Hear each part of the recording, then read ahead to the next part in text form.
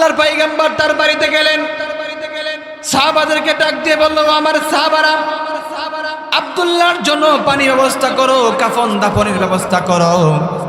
নিজের হাতে পয়গম্বর আব্দুল্লাহকে গোসল দিলেন, সুন্দর করে কাফনের কাপড় পরালেন। আল্লাহর পয়গম্বর কবরের ভিতরে নামলেন। দুইজন ব্যক্তি আব্দুল্লাহর লাশকে বহন করে নিয়ে আসতেছেন।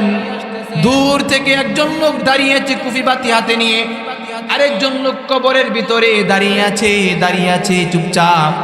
যে লোকটা কবরের ভিতরে দাঁড়িয়ে আছে ওই লোকটা দূরে দুইজন লোককে ডাক দিয়ে বলতেছে, হে আমার দুইজন বন্ধু, তোমরা শুনো, যেই লোকটাকে তোমরা কাঁধে বহন করে নিয়ে আসতেছো, এই লোকটার সাথে সাবধান, কেউ বেয়াদবি করবা না, তাকে কষ্ট দিবা না। আস্তে আস্তে করে সুন্দর করে তাকে নিয়ে আসো, আর আস্তে আস্তে করে তাকে আমার কাছে নিয়ে আসো। এবার যেই দুইটা লোক বহন করতেছিলেন, এই দুইটা লোক, একজন লোক হলো হযরত আবু বকর রাদিয়াল্লাহু তাআলা, আর একজন হলো উমরে ফারুক রাদিয়াল্লাহু তাআলা। দূর থেকে যেই লোকটা কুফিবাতি নিয়ে দাঁড়িয়ে আছেন সেই লোকটা হলো হযরত বিলাল রাদিয়াল্লাহু তাআলা আনহু। আর কবরের ভিতরে যে লোকটা নামলেন তিনি হলেন সাইয়্যিদিনা মুহাম্মদ সাল্লাল্লাহু আলাইহি ওয়াসাল্লাম। আল্লাহর পয়গম্বর তাকে কবরের ভিতরে রাখলেন। রাখার পরে সুন্দর করে তাকে সুন্দর করে দাফন দিলেন। দাফন দেওয়ার পরে আল্লাহর কাছে বললেন, আয় আল্লাহ, আজকের এই সন্ধ্যা পর্যন্ত আমি আব্দুল্লাহ যুলবায়দাইনের প্রতি সন্তুষ্ট ছিলাম। ও আরশের মালিক আল্লাহ, তুমিও আব্দুল্লাহ যুলবায়দাইনের প্রতি সন্তুষ্ট হয়ে যাও, তুমিও তাকে মহব্বত করো। আমি আব্দুল্লাহর প্রতি সন্তুষ্ট আছি। এই কথা বলার পরে মুহাম্মদ যার জন্য দোয়া করলেন, বলেন তো দেখি, যেই ব্যক্তির প্রতি নই পয়গম্বর সন্তুষ্ট, এই ব্যক্তি আল্লাহর জান্নাতে যাবে কি যাবে না? আল্লাহ জান্নাতে যাওয়ার জন্য প্রস্তুত হয়ে গেলেন। মুহতারাম হাজিরিন, একজন মানুষকে ভালোবাসতে গেলে যেই কয়টা গুণের প্রয়োজন, সেই কয়টা গুণ যদি তার ভিতরে থাকে, তাকে মানুষ চিরস্থায়ী মহব্বত করে ভালোবাসে। যেই গুণ চিরস্থায়ী থাকে না, সেই মহব্বত চিরস্থায়ী থাকে না। এই জন্য দেখবেন মানুষ অনেক কিছুর পাগল থাকে, রূপের পাগল থাকে, মানুষের সুরের পাগল থাকে, কণ্ঠের পাগল থাকে, কিন্তু কণ্ঠ যখন ফুরিয়ে যায় তখন সেই মানুষের ভালোবাসা আর থাকে না। রূপের যখন সৌন্দর্য মানুষের আসক্ত থাকে, রূপ যখন সৌন্দর্য যখন ফুরিয়ে যায়, কিন্তু সেই মানুষের প্রতি মানুষের আসক্ত তখন থাকে না। আল্লাহ নবী মুহাম্মদ সাল্লাল্লাহু আলাইহি সাল্লামকে আল্লাহ রাব্বুল আলামিন এমন সুন্দর করে দুনিয়াতে প্রেরণ করেছিলেন, যেই গুণগুলো ছিল চিরস্থায়ী, যেই গুণগুলোকে আল্লাহ রাব্বুল আলামিন কোন সময় কোনোভাবে জায়েল করে দেয় নাই। মুহতারাম হাজিরিন, সেই নবীর শান শুনতে, সেই নবীর মান শুনতে, সেই নবীর ভালোবাসার কথা শুনতে আমরা নবীর আশেকে রাসূল যারা এখনো বসে আছি, মাইকের আওয়াজ যারা শুনছি, এখনো স্প্যান্ডেলের নিচে এসে বসি নাই, তাদের জন্য বলছি, ও ভাই, আপনি একটু আসেন না, নবীর শান শুনে, নবীর মান শুনে, নবীর ভালোবাসার কথা শুনে যেখানে আল্লাহর রহমত বর্ষিত হচ্ছে সেখানে আমরা সকলে চলে আসতে পারি কি পারি না? ও মুহতারাম হাজিরিন, আল্লাহ রাব্বুল আলামিন নবী করিম সাল্লাল্লাহু আলাইহি ওয়াসাল্লামকে 4টা গুণ দিয়েছিলেন। কয়টা গুণ? 4টা গুণ দিয়েছিলেন। 1 নাম্বার গুণ দিয়েছিলেন আল্লাহর নবীকে, আল্লাহ তাআলা বলেন, আমি আমার পয়গম্বর জনাবে মুহাম্মদ সাল্লাল্লাহু আলাইহি ওয়াসাল্লামকে 4টা গুণ দিয়েছি, বিশেষ করে এই 4টা গুণ আমি অন্য কাউকে দেই নাই। 1 নাম্বার গুণ দিয়েছিলাম জামাল, 2 নাম্বার গুণ দিয়েছিলাম কামাল, 3 নাম্বার গুণ দিয়েছিলাম নওয়াল, 4 নাম্বার গুণ দিয়েছিলাম কারামা। এই 4টা গুণের সমন্বয়ে আমি আমার পয়গম্বর মুহাম্মদ সাল্লাল্লাহু আলাইহি ওয়াসাল্লামকে দুনিয়ার জমিনে প্রেরণ করলাম। 1 নাম্বার গুণের কথা বললাম জামাল। আমার আল্লাহ বলেন, দুনিয়ার জমিনের ভিতরে এত সুন্দর করে জামাল, সুন্দর করে আমি আল্লাহ কাউকে বানাই নাই। নবী মুহাম্মদকে আমি আল্লাহ রাব্বুল আলামিন যত সুন্দর করে বানাইলাম, আসমানের নিচে, আসমানের উপরে, জমিনের নিচে তামাম মাখলুকাতের ভিতরে এত সুন্দর করে আমি আল্লাহ কাউকে বানাই নাই। জামাল মানে সৌন্দর্য। কেমন সৌন্দর্য ছিলেন হযরতে শেখ সাদী রাদিয়াল্লাহু তাআলা আনহু। সারা জীবন দুনিয়ার জমিনের ভিতরে থাকার পরে তিনি অনেক বড় পাণ্ডিত্যবান, কবিতাবান, আবৃত্তি ছিল, কবিতা আবৃত্তি করত। শেখ সাদী রহমাতুল্লাহি আলাইহি বলেন, তামাম জিন্দেগি যখন আমার শেষ হয়ে যায়, মৃত্যুর যখন সময় চলে আসলো, আমার দিলের ভিতরে অনুশোচনা জাগলো। আমি যখন মৃত্যুবরণ করব, মৃত্যুবরণ করার সময় আল্লাহ তাআলা যদি আমাকে জিজ্ঞেস করে, ও শেখ সাদী, দুনিয়ার জমিনের ভিতরে তোর কবিতা পড়ে পড়ে মানুষ অনেক বড় কবি হয়েছে, তোর লেখনী পড়ে পড়ে অনেক বড় লেখক হয়েছে, কিন্তু আমার কবরে তুই আসলি, আমার কবরে আসার জন্য তুই কবরে কি নিয়ে আসলি শেখ সাদী? এই কথা শোনার পরে শেখ সাদীর দিলের ভিতরে যখন তামান্না জাগ্রত হলো, শেখ সাদীর দিলটা যখন জাগ্রত হয়ে গেল, তখন চিন্তা করলো কি করা যায়। আমার আল্লাহর কাছে নিয়ে যাওয়ার মতো যখন কোনো কিছু আবিষ্কার হলো না, এবারে শেখ সাদী চিন্তা করলেন কি করা যায়। চিন্তা করতে করতে তার দিলের ভিতরে ছাই পড়ে গেল, যেই মানুষটার জন্য আল্লাহ আসমান বানাইলো, যেই মানুষটার জন্য আল্লাহ জমিন বানাইলো, যেই মানুষটাকে আল্লাহ সবচেয়ে বেশি মহব্বত করে, সেই মানুষটা হলো সাইয়্যিদনা মুহাম্মদ সাল্লাল্লাহু আলাইহি ওয়াসাল্লাম। আল্লাহ যাকে ভালোবাসে তার কিছু প্রশংসা করা যায় কিনা দেখি। শেখ সাদী রহমাতুল্লাহি আলাইহি এবার নবী মুহাম্মদের শানে কবিতা আবৃত্তি করার জন্য কলম আর খাতা নিয়ে বসে গেলেন। দীর্ঘ সময় পার করতেছে শেখ সাদী রহমাতুল্লাহি আলাইহি আল্লাহর নবী জনাবে মুহাম্মদ সাল্লাল্লাহু আলাইহি ওয়াসাল্লামের শানে কবিতা লিখবে, কিন্তু কি কবিতা লিখবে খুঁজে পাচ্ছে না। হঠাৎ করে এক মুহূর্তে তার জেহানে চলে আসলো, বালাগাল উলা বিকামালিহি কাশাফাত তুজা বিজামালিহি হাসনাত জামিউ খুসালিহি সাল্লু আলাইহি ওয়া আলিহি। এই যে কবিতা আমরা পড়ি, আমরা কি জানি এই কবিতা কে সর্বপ্রথম লিখছেন? সেই কবিতার লেখকের নাম হলেন আল্লামা শেখ সাদী রহমাতুল্লাহি আলাইহি। সেই শেখ সাদী নবীর প্রেমে মাশওয়ারা হয়ে বালাগাল উলা বিকামালিহি কাশাফাত তুজা বিজামালিহি, সেই জামাল সম্পর্কে কবিতা আবৃত্তি করলেন। আল্লাহ তাআলা তার সেই কবিতাকে, কেমন কবিতাকে গ্রহণ করলেন, এখন পর্যন্ত আশিক রাসূল যারা আছে সবাই এই কবিতা পাঠ করে, ঠিক কি না? এই কবিতার ঘটনা থেকে যাচ্ছি না, আলোচনা লম্বা হয়ে যাবে। যেই কথাটা বুঝাইতে চাইলাম, আল্লাহর নবী জনাবে মুহাম্মদ সাল্লাল্লাহু আলাইহি ওয়াসাল্লামকে আল্লাহ তাআলা স্পেশাল 4টা গুণ দিয়েছিলেন। এক নাম্বার হলো জামাল। আল্লাহর নবীর চেহারা সুন্দর করে আল্লাহ বানিয়েছিলেন। কেমন সুন্দর করে বানিয়েছিলেন? রাসূল আকরাম সাল্লাল্লাহু আলাইহি ওয়াসাল্লামের সাহাবী হযরত আনাস রাদিয়াল্লাহু তাআলা আনহু বলেন, একদিন রাসূল আকরাম সাল্লাল্লাহু আলাইহি ওয়াসাল্লামের বয়ান শেষ করার পরে রাত্রিবেলায় যাচ্ছিলাম বাড়ির দিকে। পূর্ণিমার চাঁদটা আকাশের ভিতরে ঝলমল ঝলমল করতেছিল। আকাশের চাঁদের দিকে আমি তাকাইয়া তাকাইয়া আকাশের চাঁদটাকে দেখতেছিলাম। হঠাৎ করে এই মুহূর্তে, এই সময়ে আমার সামনে এসে আল্লাহর পয়গম্বর হাজির হয়ে যায়। আমি পয়গম্বরের চেহারার দিকে একবার তাকাই, পূর্ণিমার চাঁদের দিকে একবার তাকাই, পূর্ণিমার চাঁদের দিকে একবার তাকাই, পয়গম্বরের চেহারার দিকে একবার তাকাই।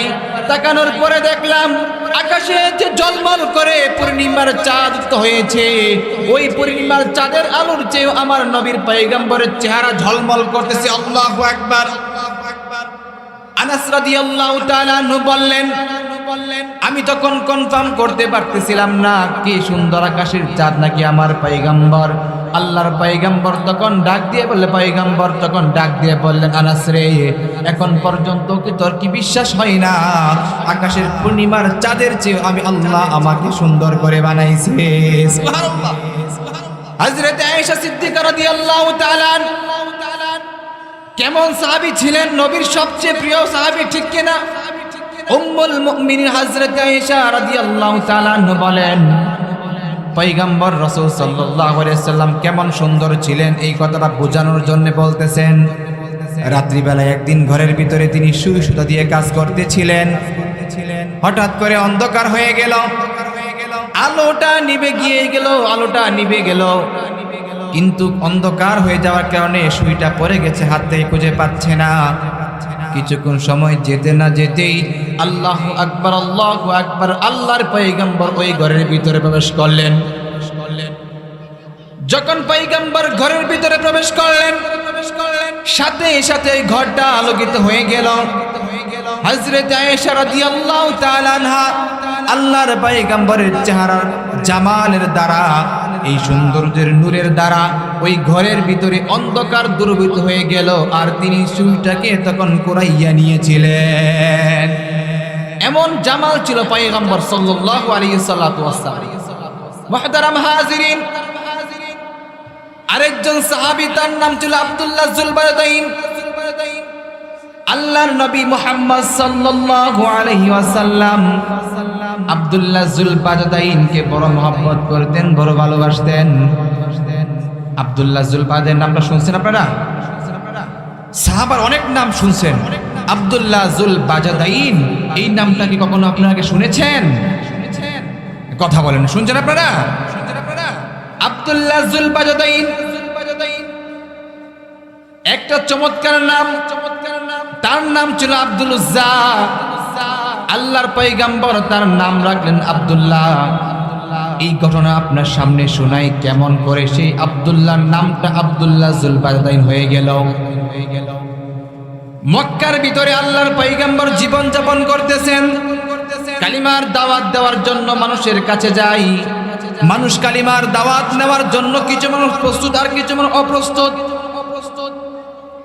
একবার যে আল্লাহর পয়গম্বর যখন মক্কা ছেড়ে হিজরত করে মদিনায় চলে গেলেন, তখন আব্দুল উজ্জা তার চাচার কাছে গেল। চাচাকে ডাক দিয়ে বলল, চাচা হে, আপনাকে আমি বড় মহব্বত করি, ভালোবাসি গো চাচা। মুহাম্মদ সম্পর্কে আপনার কি ধারণা, তিনি কেমন মানুষ? তার চাচা বললেন, মুহাম্মদের মতো এত ভালো মানুষ আল্লাহর দুনিয়ার জমিনে আর একটাও নাই। তার মতো এত সত্যবাদী, এত ভালো মানুষ আর কেউ নাই। এই কথা যখন শুনলো, শোনার পরে আব্দুল উজ্জা তখন তার চাচাকে বলল, চাচা হে, আমি তো মনে করেছিলাম আপনি মুহাম্মদকে সবচেয়ে ভালোবাসেন, আর মুহাম্মদকে ভালোবাসার কারণে আপনি মনে হয় মুহাম্মদের দিন ধর্ম ইসলাম গ্রহণ করবেন। চাচা গো, আপনি কি মুহাম্মদের ধর্ম ইসলাম গ্রহণ করবেন নাকি? আব্দুল উজ্জার চাচা তখন বলল, ভাতিজা তুই এটা কি বললি? চুনকালি মেখে আমার বাপ দাদার ধর্ম কখনো ছাড়তে পারবো না। মুহাম্মদ যদিও ভালো মানুষ, তারপরেও তার ধর্ম ছাড়তে আমি রাজি না। তার হাজিরিন, আব্দুল উজ্জা এবার বলল, চাচা আমি মুহাম্মদকে ভালোবাসি, মুহাম্মদের ধর্মকে ভালোবাসি, ইসলাম ধর্মকে ভালোবাসি। আমার দিলের ভিতরে মুহাম্মদের ভালোবাসা উদিত হয়ে গিয়েছে। আমি আপনাকে সাক্ষী রেখে পড়লাম, আশহাদু আল্লাহ ইলাহা ইল্লাল্লাহু ওয়া আশহাদু আন্না মুহাম্মাদান আবদুল্লাহ ওয়া রাসূলুহু। আল্লাহর পয়গম্বরের প্রতি ঈমান আনলাম, ইসলাম ধর্ম আমি গ্রহণ করে নিলাম। এই কথা বলার সাথে সাথে আব্দুল উজ্জার চাচা তখন ডাক দিয়ে বলল, ভাতিজা তুমি যেই কাজটা এখন করলা, তুমি কি জানো এর পরিণাম কি হতে পারে? তুমি কি বলতে পারো ইসলাম ধর্ম গ্রহণ করার কারণে তোমার কি পরিণাম হতে পারে? ভাতিজা বলল, জানি না চাচা, ছোটবেলায় বাপকে হারাইছি, আপনার কাছে বড় হয়েছি, আপনি আমাকে লালন পালন করেছেন, জানি না আপনি কি করবেন। বলল, ভাতিজা তুমি যেই বাড়িতে বসবাস করো এই বাড়িটা আমার, এই বাড়িটা আমার যেহেতু তোমাকে ছেড়ে দিতে হবে। বলল, ছেড়ে দিলাম। তাই নাকি? কাহা তোমাকে যে ছাগলগুলা দিয়েছিলাম, ছাগলের পালগুলা দিয়েছিলাম, ইসলাম ধর্ম গ্রহণ করার কারণে সেই পাগল ছাগলের পালগুলাও তোমাকে ছেড়ে দিতে হবে। বলল, ভাতিজা ছাড়বা নাকি? ইসলাম ছেড়ে দাও, ছাগলের পাল তোমাকে দিয়ে দিব। বলল আল্লাহর পয়গম্বরের প্রতি ঈমান এনেছি, ইসলাম এনেছি, ইসলাম ধর্ম গ্রহণ করেছি। বাড়ি ছাড়তে পারি, ছাগলের পাল ছাড়তে পারি, ঘোড়ার পাল ছাড়তে পারি গো চাচা, তারপরেও ইসলাম ধর্ম ছাড়তে রাজি না। তাই নাকি খা? তাহলে তোমার পরনে যে কাপড়টা আছে এই কাপড়টাও আমার কিনা কাপড়, এই কাপড় খুলে উলঙ্গ হয়ে আমার বাড়ি থেকে এই মুহূর্তে তুই বের হয়ে যাও। আব্দুল উজ্জা চোখের পানি ছেড়ে দিলেন, চাচার কাপড়টা খুলে দিলেন। যুবক ছেলে আব্দুল্লাহ, পরনের ভিতরে কোনো কাপড় নাই, এবার চলতে লাগলেন। আস্তে আস্তে করে উলঙ্গ অবস্থায় বাড়িতে গিয়ে ডাক দিলেন মা।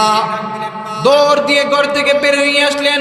কে বাবা, কে এত রাত্রে তুমি কেন এসে হাজির হয়ে গেলা? মা যুবক ছেলের দিকে তাকাইয়া দেখে আব্দুল উজ্জার শরীরের ভিতরে কোনো কাপড় নাই, উলঙ্গ অবস্থায় দাঁড়িয়ে আছে। চোখটাকে তাড়াতাড়ি আবৃত করে ফেললেন, ডাক দিয়ে বললেন বাবা এই অবস্থা তোমার কেন? বললেন মা আমি ইসলাম ধর্ম গ্রহণ করেছি, এজন্য আমার চাচা আমার জীবনের সব কিছু নিয়ে নিলেন, এমনকি আমার বস্ত্রটা, পরদীয় বস্ত্রটাও পর্যন্ত তিনি কে নিলেন। এবার মা বললেন তুমি আমার কাছে কি চাও? বললে মা তোমার কাছে একটু কাপড় চাই, আমি মদিনায় চলে যাব মোহাম্মদের কাছে, মোহাম্মদ মদিনায় চলে গিয়েছে, এই মক্কায় আমি থাকবো না। মা দৌড়ে ঘরে গেলেন, একটা কাপড়ের টুকরা এনে দিলেন, তার সামনের লজ্জাস্থানটাকে ডাকলেন, কিন্তু পিছনের জায়গাটা সে ঢাকতে পারতেছে না। মাকে বলল মা আরেকটা টুকরা কাপড় দাও না, আমার পিছনের অংশটুকু আমি ঢাকি, আল্লাহর পয়গম্বরের কাছে আমি যাব, আরেকটা টুকরা কাপড় আমাকে দাও। যুবক ছেলে যখন এই কথা মাকে বলল, মা ঘরের ভিতরে চলে গেলেন। ঘরের ভিতরে চলে যাওয়ার পরে আরেক টুকরা কাপড় দিলেন, কোন রকম তার লজ্জাস্থানটাকে ঢাকার মতো কাপড় দুইটা টুকরা নিয়ে বের হয়ে গেলেন। যুবক ছেলে মক্কা ছেড়ে মদিনায় যাচ্ছে। টাকা নাই, পয়সা নাই, খাবার নাই, দাবার নাই, না খাওয়া অবস্থায় যখন মক্কা ছেড়ে মদিনার দিকে হিজরত করতেছে, আস্তে আস্তে সময় যখন পাড়ি দিয়ে মদিনায় হিজরত করে নবীর দরবারে হাজির হয়ে গেলেন। আল্লাহর নবী সাহাবাদেরকে কথা বলতেছিলেন, আল্লাহর পয়গম্বর তাকিয়ে দেখলেন একটা যুবক, তার পরনের ভিতরে দুইটা টুকরা কাপড়। ডাক দিয়ে বলল কে যুবক, তুমি কোন জায়গা থেকে আসলা, কেন আসলা? তোমার চেহারা দেখা যায় উস্কো খুস্কো, দাড়ির ভিতরে বালু ভরে আছে, ক্লান্ত চেহারা, চোখ দুটা না খাওয়া অবস্থায় গর্তের ভিতরে চলে গিয়েছে। এবার আল্লাহর পয়গম্বরের উত্তরে ডাক দিয়ে বললেন ওগো পয়গম্বর, আল্লাহর রব্বুল আলামিনের ধর্মকে, ইসলাম ধর্মকে আমি গ্রহণ করেছি, আপনাকে মহব্বত করার কারণে আমার জীবনে সব কিছু বিসর্জন দিতে হয়েছে, আমি মক্কা ছেড়ে হিজরত করে আপনার দরবারে এসে হাজির হয়ে গেলাম।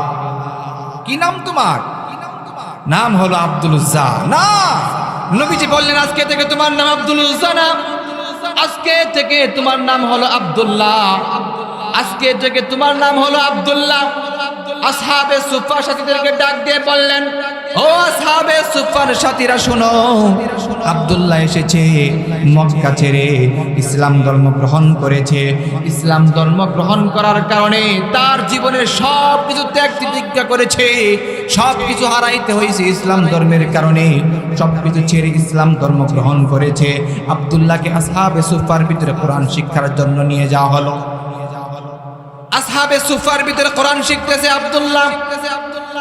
নবীর কাছে জিজ্ঞেস করলো, জিজ্ঞেস করতেছে, কি জিজ্ঞেস করলেন? ইয়া রাসূলুল্লাহ, ইয়া হাবিবাল্লাহ, আপনি যে আব্দুল্লাহকে আমাদের কাছে পাঠাইলেন, সেই আব্দুল্লাহ সারাদিন কোরআনে কারিমের তেলাওয়াত শিখে, রাত্রি যখন গভীর হয়ে যায়, সমস্ত মানুষ যখন ঘুমের ভিতরে নিভৃতে চলে যায়, ওই আব্দুল্লাহ জুল বাজাদাইন নবী তাকে উপাধি দিয়েছিলেন। অনেক আব্দুল্লাহ আছে, আব্দুল্লাহ ইবনে মাসউদ, আব্দুল্লাহ ইবনে রাওহা, আব্দুল্লাহ ইবনে উবাই, আব্দুল্লাহ ইবনে কাব, আব্দুল্লাহ ইবনে অনেক আব্দুল্লাহ। তখন আব্দুল্লাহকে তখন কি নামে ডাকবে? আল্লাহর পয়গম্বর তখন বললেন আব্দুল্লাহ জুল বাজাদাইন। তার মানে হলো দুইটা কম্বলের টুকরার অধিকারী হলো যেই সাহাবী, সেই সাহাবার নাম হলো আব্দুল্লাহ জুল বাজাদাইন। সাহাবারা নবীজির কাছে শিকায়ত করলো, অভিযোগ করলেন, ইয়া রাসূলুল্লাহ, ইয়া হাবিবাল্লাহ, আব্দুল্লাহ জুল বাজাদাইন সারাদিন কোরআন তেলাওয়াত করে, আমরাও কোরআন শিখি। রাত্রি যখন গভীর হয়ে যায়, আমরা যখন বিছানার ভিতরে ঘুমোতে যাই, আব্দুল্লাহ তখন দাঁড়িয়ে যায় আর এমন জোরে জোরে কালামুল্লাহর তেলাওয়াত করে, তার তেলাওয়াতের কারণে, আওয়াজের কারণে আমরা ঘুমাইতে পারি না। আল্লাহর পয়গম্বর তখন ডাক দিয়ে বললেন, ও আমার সাহাবারা রে, আব্দুল্লাহ জুলবাজদাইনকে তোমরা কিছু বলিও না, আব্দুল্লাহ জুলবাজদাইনকে তোমরা কিছু করিও না। আব্দুল্লাহর ঈমান এমন দামি, ঈমান আনার কারণে সব ছাড়তে হয়েছে, তারপরে ঈমান আনে নাই, তার শোক আর তার যোগ এই পরিমাণে আছে, তার তোমরা ডিস্টার্ব করিও না। কিছুদিন যেতে না যেতেই তাবুকের যুদ্ধে দাওয়া বেজে গেল। আল্লাহর পয়গম্বর বললেন, সাহাবারা, কাফেরদের সাথে যুদ্ধ করতে হবে, রোমান সৈন্যদের সাথে। তাবুকের যুদ্ধের দাওয়া বেজে গেল, জিহাদ শুরু হয়ে গেল। আল্লাহর পয়গম্বর বললেন, সাহাবারা, তোমাদের ভিতরে যার যা কিছু আছে, মাল আছে, জান আছে, তোমরা বাইতুল মালে সেই অর্থটাকে জমা করে দাও। বাইতুল মালে জমা করে দিল। যার যার বাড়িতে যা কিছু আছে বাইতুল মাল জমা করতেছে। তাবুকের যুদ্ধের জন্য রওনা হয়ে গেল রাসূল সাল্লাল্লাহু আলাইহি ওয়াসাল্লাম। কিছু দূর যেতে না যেতেই আল্লাহর পয়গম্বরের সামনে আব্দুল্লাহ জুলবাজদাইন এসে হাজির হয়ে যায়। ডাক দিয়ে বলে, ইয়া রাসূলুল্লাহ, ইয়া হাবিবাল্লাহ, আপনার দরবারে এসে হাজির হয়ে গিয়েছি। বারা আপনাকে জান দিয়েছে, মাল দিয়েছে, মহিলারা ঘর থেকে স্বর্ণ দিয়েছে, কানের অলংকারের দুলগুলা খুলে দিয়েছে। আমি আব্দুল্লাহ, আমি মক্কা ছেড়ে মদিনায় আসছি, আমার ঘরে কোনো খাবার নাই, কোনো কিছু নাই, আমার এই জানটা ছাড়া ইয়া রাসূলুল্লাহ আমার কাছে আর দেওয়ার মতো কিছু নাই। আমি আপনার জন্য আমার জানটাকে দিয়ে দিলাম, এই তাবুকের যুদ্ধের ভিতরে যেন আমার জানটাকে আল্লাহ রাব্বুল আলামিন কবুল করে নেয়। আল্লাহর পয়গম্বর তখন বললেন, ওগো আব্দুল্লাহ জুলবাজদাইন, যাও তুমি একটা গাছের কিছু নিয়ে আসো। এক সাহাবী আব্দুল্লাহ জুলবাজদাইনের জন্য গাছের একটা ছাল কেটে এনে দিলেন। আল্লাহর পয়গম্বর সেই ছালটা হাতে নিলেন, বরকতি হাত দ্বারা আব্দুল্লাহ জুলবাজদাইনের বাহুর ভিতরে বেঁধে দিলেন, আর আল্লাহর কাছে দোয়া করলেন, ও আরশের মালিক আল্লাহ, আব্দুল্লাহ জুলবাজদাইনকে আমি ভালোবাসি, আব্দুল্লাহ জুলবাজদাইনের রক্তকে আমি কাফেরদের জন্য হারাম করে দিলাম। যুদ্ধ শুরু হয়ে গেল। আল্লাহর পয়গম্বর যখন এই দোয়া করে দিলেন, আব্দুল্লাহ তখন বললেন, ইয়া রাসূলুল্লাহ, ইয়া হাবিবাল্লাহ, আমি চেয়েছিলাম তবুকে যুদ্ধের ভিতরে যুদ্ধ করতে করতে, কাফেরদের সাথে মোকাবেলা করতে করতে শহীদ হয়ে যাই, আর আল্লাহ রাব্বুল আলামিন আমাকে শহীদ হিসাবে কবুল করুক, আল্লাহর জান্নাতে যেন আমি যেতে পারি। আপনি এমন দোয়া করে দিলেন, আমি তো এখন শহীদ হতে পারবো না। আল্লাহর পয়গম্বর বললেন, শোনো, তুমি যেহেতু ঘর থেকে জিহাদ করার নিয়তে বের হয়ে গিয়েছো, এখন তুমি যদি ঘরের ভিতরে জ্বরে আক্রান্ত হয়ে মারা যাও, তারপরে আল্লাহ রাব্বুল আলামিন তোমাকে শহীদি নাজরানা হিসাবে কবুল করে নেবে। ঘর থেকে বের হয়ে গিয়েছে জিহাদের জন্য, আল্লাহ তাআলা তখন তাকে শহীদ হিসাবে কবুল করেন। আল্লাহু আকবার। মুহতারাম হাজিরিন, যুদ্ধ চলতেছে। আল্লাহর পয়গম্বর তাবুকের যুদ্ধের ভিতরে শুরু হয়ে গেলেন। রোমান সৈন্যরা 30,000 রোমান সৈন্য, 30,000 মুসলমান সৈন্য, 2 লক্ষ রোমান সৈন্য। আল্লাহর পয়গম্বর যখন 30,000 সৈন্যদেরকে নিয়ে তাবুকের যুদ্ধে যাচ্ছেন, কাফেররা ভয় পেয়ে গেল, আতঙ্ক হয়ে গেল। এবার দেখেন 2 লক্ষ রোমান সৈন্যরা পয়গম্বরকে ভয় পেয়ে তারা তাবুক যুদ্ধ থেকে পলায়ন করলেন। মুসলমানের বিজয় হয়ে গেল, মুসলমানদের কালিমার পতাকা উড্ডীন হয়ে গেল, আল্লাহর জমিনে আল্লাহর দ্বীন কায়েম হয়ে গেল। এদিক দিয়ে সাহাবারা যখন বাড়ি চলে গেল, অনেক লম্বা ঘটনা সংক্ষিপ্ত করছি। মুহতারাম হাজিরিন, সাহাবারা কেরামে কেউ পরে যখন বাড়িতে চলে যাচ্ছে, কিছুদিন যেতে না যেতেই আব্দুল্লাহ জুলবাজদাইনকে আল্লাহর পয়গম্বর দেখে না। ডাক দিয়ে বলল, আমার আব্দুল্লাহ কোথায়? আব্দুল্লাহকে দীর্ঘদিন পর্যন্ত দেখি না, আমার আব্দুল্লাহ কোথায়? আব্দুল্লাহ যুলবায়দাইনের অসুস্থ সাহাবী সংবাদ শুনাইলেন। আল্লাহর পয়গম্বর তার বাড়িতে গেলেন।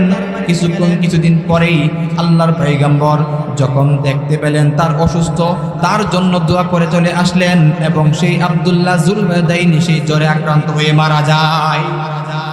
আল্লাহর পয়গম্বর তার বাড়িতে গেলেন, সাহাবাদেরকে ডাক দিয়ে বলল, আমার সাহাবারা, আব্দুল্লাহর জন্য পানির ব্যবস্থা করো, কাফন দাফনের ব্যবস্থা করো। নিজের হাতে পয়গম্বর আব্দুল্লাহকে গোসল দিলেন, সুন্দর করে কাফনের কাপড় পরালেন। আল্লাহর পয়গম্বর কবরের ভিতরে নামলেন। দুইজন ব্যক্তি আব্দুল্লাহর লাশকে বহন করে নিয়ে আসতেছেন। দূর থেকে একজন লোক দাঁড়িয়ে আছে কুফি বাতি হাতে নিয়ে, আরেকজন লোক কবরের ভিতরে দাঁড়িয়ে আছে চুপচাপ। যে লোকটা কবরের ভিতরে দাঁড়িয়ে আছে ওই লোকটা দূরে দুইজন লোককে ডাক দিয়ে বলতেছে, এ আমার দুইজন বন্ধু, তোমরা শুনো, যেই লোকটাকে তোমরা কাঁধে বহন করে নিয়ে আসতেছো এই লোকটার সাথে সাবধান, কেউ বেয়াদবি করবা না, তাকে কষ্ট দিবা না, আস্তে আস্তে করে সুন্দর করে তাকে নিয়ে আসো, আর আস্তে আস্তে করে তাকে আমার কাছে নিয়ে আসো। এবার যেই দুইটা লোক বহন করতেছিলেন এই দুইটা লোক, একজন লোক হলো হযরত আবু বকর রাদিয়াল্লাহু তাআলা আনহু, আর একজন হলো উমরে ফারুক রাদিয়াল্লাহু তাআলা আনহু। দূর থেকে যেই লোকটা কুফিবাতি নিয়ে দাঁড়িয়ে আছেন সেই লোকটা হলো হযরত বিলাল রাদিয়াল্লাহু তাআলা আনহু, আর কবরের ভিতরে যে লোকটা নামলেন তিনি হলেন সাইয়্যিদিনা মুহাম্মদ সাল্লাল্লাহু আলাইহি ওয়াসাল্লাম। আল্লাহর পয়গম্বর তাকে কবরের ভিতরে রাখলেন। রাখার পরে সুন্দর করে তাকে সুন্দর করে দাফন দিলেন। দাফন দেওয়ার পরে আল্লাহর কাছে বললেন, আয় আল্লাহ, আজকের এই সন্ধ্যা পর্যন্ত আমি আব্দুল্লাহ যুলবায়দাইনের প্রতি সন্তুষ্ট ছিলাম। ও আরশের মালিক আল্লাহ, তুমিও আব্দুল্লাহ যুলবায়দাইনের প্রতি সন্তুষ্ট হয়ে যাও, তুমিও তাকে মহব্বত করো। আমি আব্দুল্লাহর প্রতি সন্তুষ্ট আছি। এই কথা বলার পরে মুহাম্মদ যার জন্য দোয়া করলেন, বলুন তো দেখি, যেই ব্যক্তির প্রতি নবী পয়গম্বর সন্তুষ্ট এই ব্যক্তি আল্লাহর জান্নাতে যাবে কি যাবে না? আল্লাহ জান্নাতে যাওয়ার জন্য প্রস্তুত হয়ে গেলেন।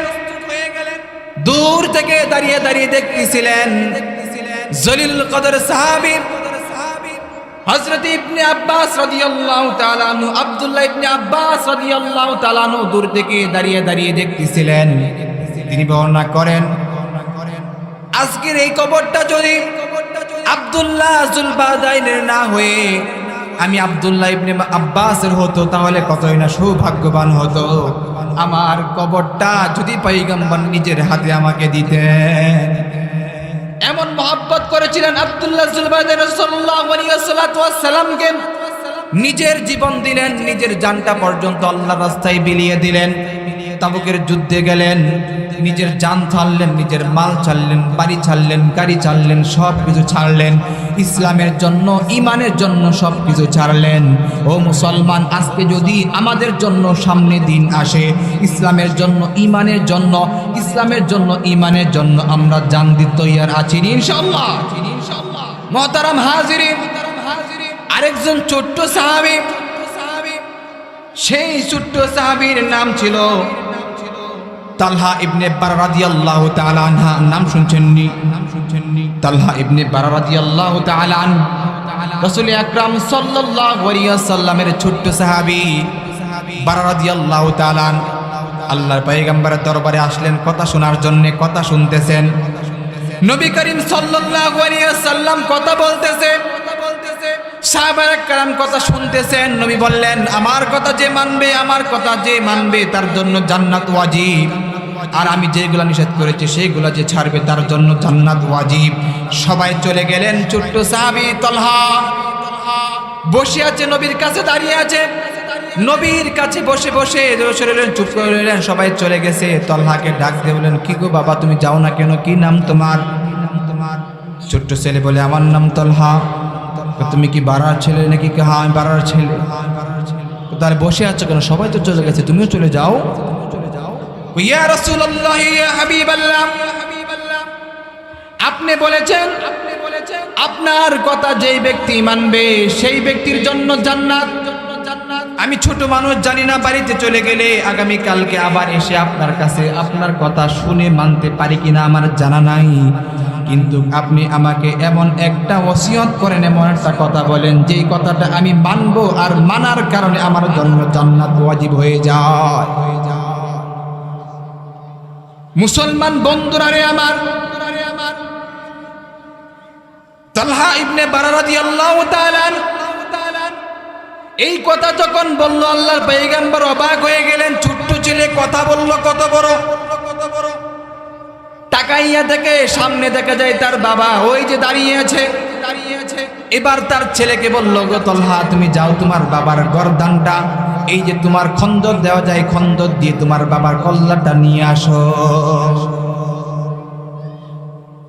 যেই বলল আল্লাহর পয়গম্বর এই কথা, সাথে সাথে ছোট্ট সাহাবী তালহা দূর হয়ে দৌড় দিলেন। দৌড় দিতে দিতেই আল্লাহর পয়গম্বর তালহাকে বললেন, তালহা দাঁড়াও। আল্লাহর পয়গম্বর তালহাকে বললেন, তালহা দাঁড়াও, আর যাওয়ার প্রয়োজন নাই। আল্লাহ রাব্বুল আলামিন দুনিয়ার জমিনে আমাকে বানাইছে কোন সন্তান তার বাবার মাথাকে খণ্ডিত করার জন্য না, বরং আমাকে পাঠাইছে বাবা এবং পুত্রের ভিতরে, সন্তানের ভিতরে মহব্বত জোড়ানোর জন্য, ঠিক কিনা? মা এবং সন্তানের মহব্বতের জন্য আমাকে আল্লাহ রাব্বুল আলামিন দুনিয়ার জমিনের মধ্যে বানাইছেন। ওয়া ইন্নাকা লাআলা খুলুকিন আযীম,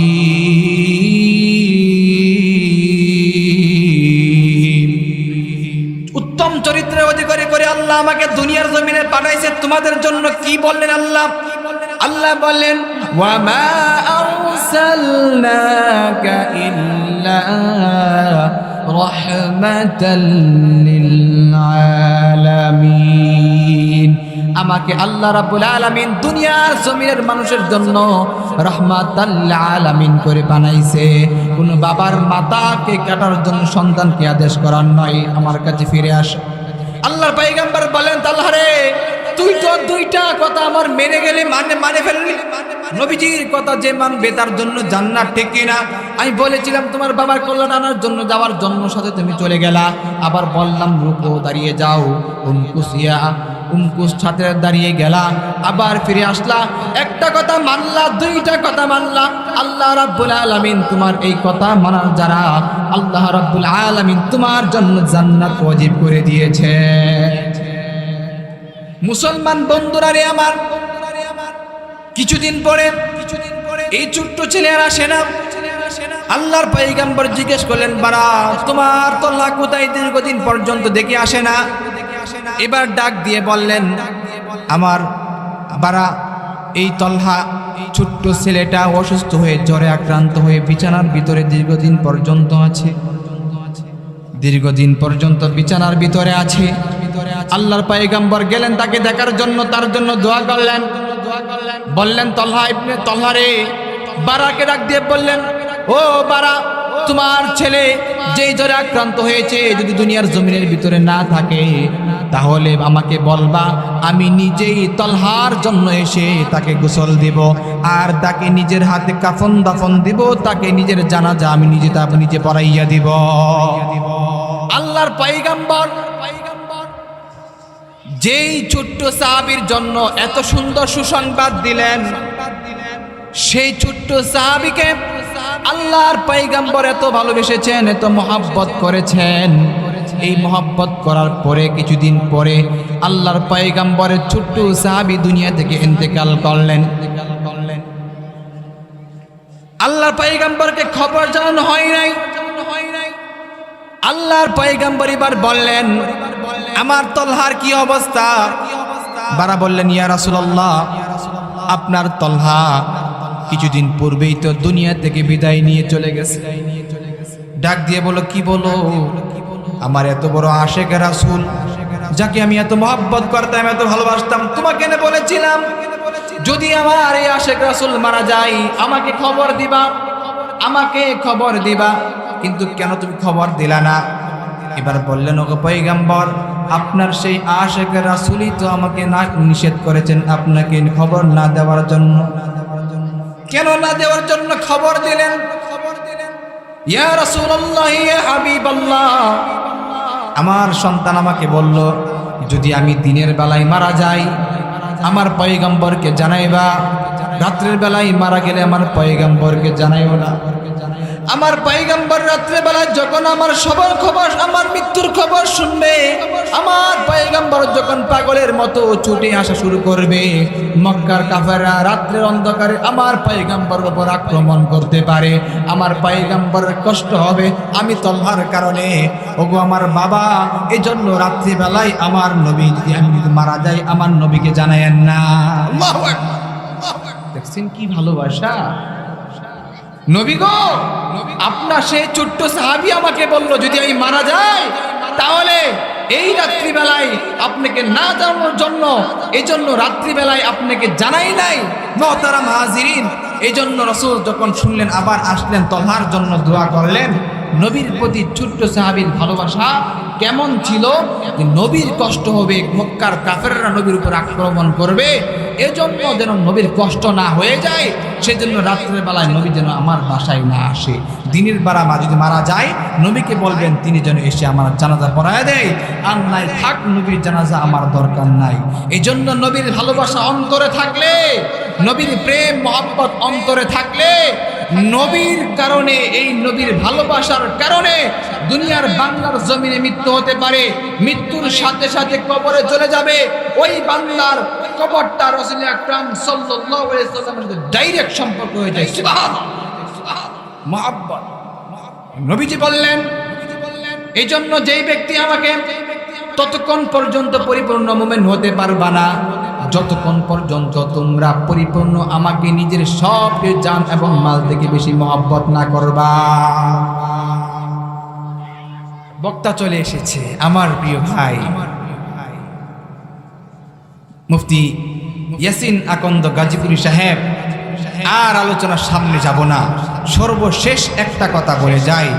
নবীজি বলেছেন যে আমাকে ভালোবাসবে সে যেন বড়দেরকে সম্মান করে, আর আলেমকে তাজিম করে, ছোটদেরকে স্নেহ করে। আজকে আপনাদের কাছে একটা অনুরোধ, মনে রাখবেন যতদিন পর্যন্ত আমরা আকাবিদেরকে সম্মান করব, আমাদের কোরআন ওয়ালাদেরকে সম্মান করব, যতদিন পর্যন্ত কোরআন ওয়ালাদের ভালোবাসা আমাদের অন্তরে থাকবে ততদিন পর্যন্ত এই পৃথিবীতে ঈমান জিন্দা থাকবে। আল্লাহ দুনিয়াতে মানুষদেরকে বাঁচায় রাখবেন।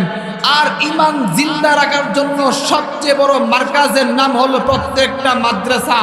এই মাদ্রাসাগুলোকে যদি আমরা সক্ষম জিন্দা দেখতে পারি, ইনশাআল্লাহ আগামী দিনে আমাদের এই মার্কাজগুলাই হবে বাতিল, কাফের, মুশরিক, হিন্দুত্ববাদী মানুষদের সাথে মোকাবেলা করার জন্য একটা দুর্গ। ঠিক কিনা? এই যে আজকে আপনাদের এই এলাকাতে এতগুলা মাদ্রাসা, এই মাদ্রাসাগুলো যদি থাকে, মনে রাখবেন আগামী দিনে এই দেশকে কোনো সময় বাতিল শক্তি এসে ঈমান ধ্বংস করতে পারবে না। আল্লাহ রাব্বুল আলামিন আমাদের সন্তানদেরকে ইসকন নামক যেই একটা বাতাস ইতিমধ্যে চলে যাচ্ছে আমাদের সামনে, যদিও এখন থেমে গিয়েছে, মনে রাখবেন ইসকন নামের বাতাস, এটা বাতাস না, এটা একটা ভাইরাস। এই ভাইরাসে আক্রান্ত যদি কোনো মানুষ হয়, নিঃসন্দেহে সেই মানুষ ঈমান হারা হয়ে কবরে যাবে। ইসকন শুধুমাত্র হিন্দুদের সংগঠন নয়, ইসকন এটা হলো মুসলমানদেরকে নির্মূল করার জন্য। ইহুদি, নাসারা, বৌদ্ধ, খ্রিস্টান, হিন্দু সব মিলিয়ে এই সংগঠনের নাম দেওয়া হয়েছে ইসকন, যার ভিতরে মুসলমানও আছে। ঠিক কিনা? ও মুসলমান, ইসকনের হাত থেকে আপনি আমার সন্তানকে বাঁচান। আকাশে দেখতে পাচ্ছি এই সিল আমাদের মায়ের জাতিদেরকে ধ্বংস করার জন্য, এই আগামী দিনের প্রজন্মকে ধ্বংস করে দেওয়ার জন্য ইসকনের আকাশের ভিতরে চিল ছেড়ে দিয়েছে। এই শকুনের হাত থেকে আমাদের সকলকেই বাঁচতে হবে। আল্লাহর প্রতি মহব্বত, অবিচল আস্থা আর ভালোবাসা নিয়ে কবরে যাওয়ার তৌফিক দান করুন। আসসালামু আলাইকুম ওয়া রাহমাতুল্লাহি ওয়া বারাকাতুহু।